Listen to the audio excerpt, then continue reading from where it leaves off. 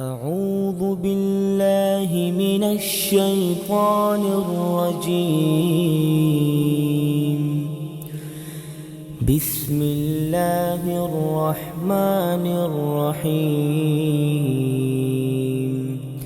والتين والزيتون وطور سينين وهذا البلد الأمين.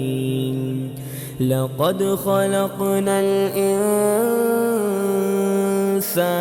في أحسن تقويم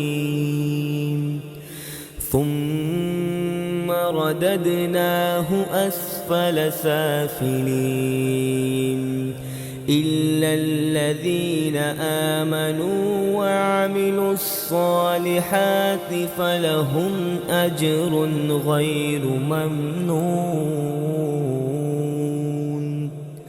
فما يكذبك بعد بالدين؟ أليس الله بأحكم الحاكمين؟